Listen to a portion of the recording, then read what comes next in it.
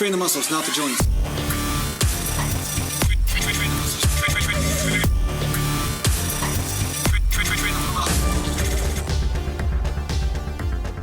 Welcome back to Natural Gallant Bodybuilding, and welcome to another vlog or workout vlog or talk on training itself. So one of the things I wanted to talk to you guys about, and of course I want you also to recognize the amazing cinematography that's going on here.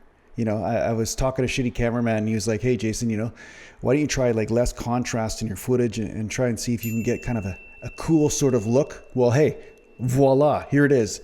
This is the look I'm showing to you right now, straight from my garage. You know, no fancy lights, nothing like that. Just good old fashioned camera work while I'm training. So here I am just warming up with some dumbbell presses and doing some wider sort of flared elbow technique like I've talked about before, okay? But don't worry, I'm not gonna repeat myself with that. I mean, I've talked about that more than enough, but what I'm going to say to you is that there are people out there asking me, can you get results? And after 40, can you get results? Or say you've been training for a period of time, you know, when's the point of diminishing return, you know?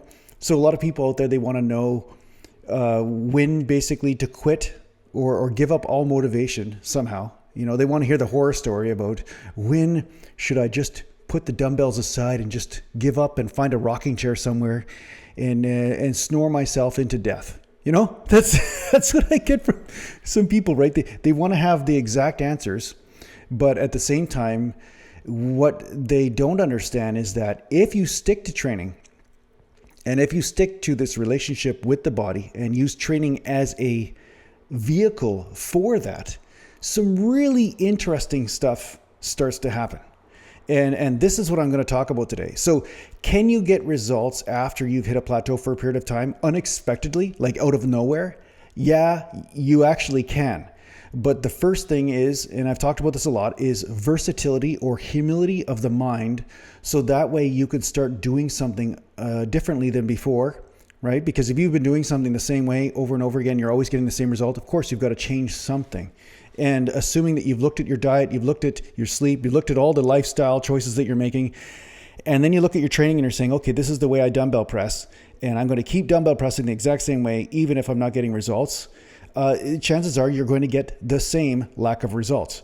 So case in point, I've been training for 30 something years and I've decided to change my dumbbell form as far as flaring the elbows more, and also my bench press form, which again, I was bringing the bar to the higher part of my chest, or at least that's what I'm doing now. Whereas before I was doing a little bit more of a powerlifting form and I was getting a little bit too attached to lifting the heavier weight when it came down to having to use a certain form in order to lift a heavy weight and vice versa. So I was kind of stuck in a little bit of a loop there. Well, since I've been doing this, my chest has definitely grown dramatically.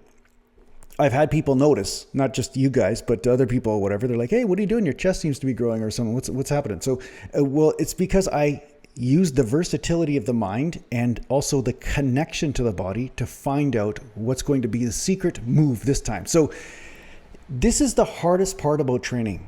The hardest part about training is that you're going to find that there are some things that work awesome for you. Like they work great. They give you awesome results. They give you the respect of your peers. You know, even Justice League of America is calling you up and saying, hey, do you want to be Superman? Do you want to be Superman fourth? You know, stuff like that's going on. And then one day you wake up and you're like, the same thing I've been doing is no longer working. So at that point, evolution is needed. At that point, you need to say, hey, you know, I got to think outside the box here. I've been playing in a sandbox for a long period of time. And this sandbox, I've now outgrown it. I need to look at if there's something outside this realm of thinking that exists that will help me get to the next step. So this is the biggest limiting factor of a lot of people who have been training most of their life. So I would say a lot of guys that are like, oh, I just have low testosterone, or I'm just, you know, older, I can't make any results. You know, I understand. I understand aging just like anybody because I've been victimized by it as well. But what I'm going to say is that you don't have to have an aging mind, even though you have an aging body. And if you can unage that mind, you know, start to not become one of those crusty bastards that sit in a rocking chair and just have opinions about stuff that have been the same opinions forever, even though they're no longer working, you know. you have to also apply that to your training. And when you step outside the comfort zone, sometimes you accidentally rehabilitate areas. And that's an interesting thing. Like by doing the flared elbow technique with lighter weight on chest, I've noticed that my shoulder, my left shoulder restriction feels like totally gone. Like, so there's sometimes a rehabilitation component to your training that will only be realized if you listen to the body and say, okay, what is needed here? And maybe you don't know what's needed, but only through experimentation can you find out. So that's why sometimes people, they squat narrow stance or they squat wide stance and they stick to the same thing, and then they're having some sort of issue. Then you're like, well, just change up your stance. They're like, oh no, I can't do that because I gotta get better at this, and God forbid I lose what I've already gained, right? So this is something you have to take into account. You cannot always do things the same way because you start to stumble across some really interesting results. Now, muscular results aren't the only results that you end up getting. And that's the other thing I want to talk about. It's a healing in the body that you end up getting sometimes from long-lasting injuries or conditions. Sometimes all of a sudden you move a certain way and you break free of that movement pattern. You know, there's a lot of different weird training philosophies that are emerging now. Well, this is the basis of a lot of them. It's that when you stop being stuck in only moving a certain way, then sometimes some interesting healing effects happen. Like all of a sudden flexibility's returned to a joint, or maybe all of a sudden a tendonitis, it just goes away and stuff. So don't be too discouraged if you're like a bird hitting a window and the training that you're doing right now is not working. It's just an invitation for you to go to the next step. And I think that's the majority of the reason why a lot of people stagnate and stop making gains. Like I had some really bad outside the gym injuries that prevented me from bench pressing the same way. And you know, I messed myself in hockey with my lower back. Like I did a lot of things to myself. But I was making gains continually, like 15 years, 20 years after I had started training. And a lot of people were looking at me like, hey, how are you still making gains? You're bigger than ever. You even stopped competing a couple years ago. Why are you still so big? What was happening? Well, I just was continuing to train and basically apply what I felt to be true for my body at that time. And sometimes breaking free of, you know, having to lift heavy or sometimes having to lift light. So I'm now experimenting with different types of exercise form in some cases because that's what's needed now. So you're always on a need to train basis, meaning you have to shift on what is needed, not basically what, you know, somebody wrote down in Muscle and Fitness or something like that. So I'm doing also some special stuff for calves right now. I don't know if you noticed, my calves have actually grown quite a bit this last little while because honestly, I wasn't really training them that much. I was really kind of stepping aside and not, no pun intended, you know, stepping aside, not training calves.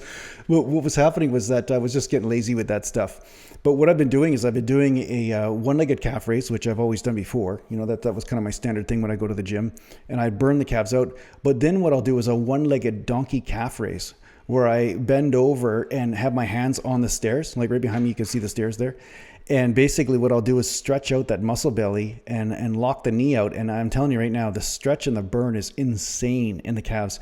And then of course, I'll do some jumps from time to time here and there. Not aggressive jumps, just little ones on the spot for about 30 seconds to a minute and basically get that really big pump in the calves. So yeah, they're growing. So watch out, man. I'm going to have like mountainous calves pretty soon. So you guys are going to notice a difference. So keep watching my videos and you're going to notice, you're like, hey, what the hell's going on with this guy's calves?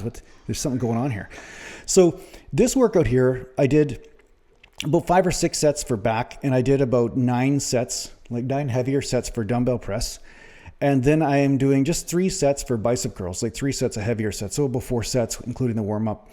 Now, that's the other thing. But the structure of your sets and your volume is also going to change. And you're going to realize that some places in your body need more and some places in your body need less. And sometimes based on weak links and stuff, you may find that, hey, this place or this part of my body needs more work. I'll spend more of my energy towards building that area as opposed to the other ones. So you can see that type of thinking, you're not married to only one way of training. You're basically saying, well, you know, standard protocol is 5 sets per body part or 10 sets per body part.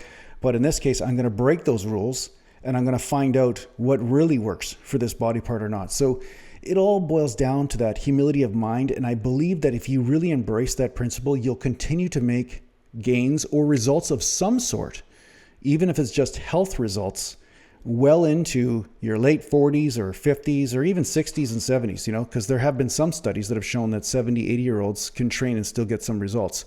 So yeah, as long as you're kicking, don't give up, just keep on going and keep applying that awareness, and you will become a mountain.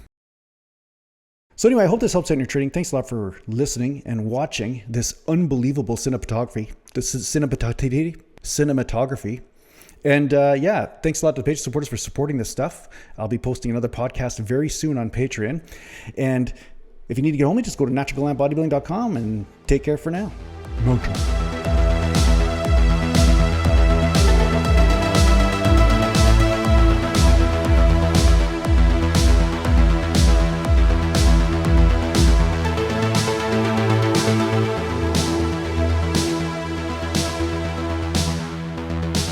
Natural Gallant.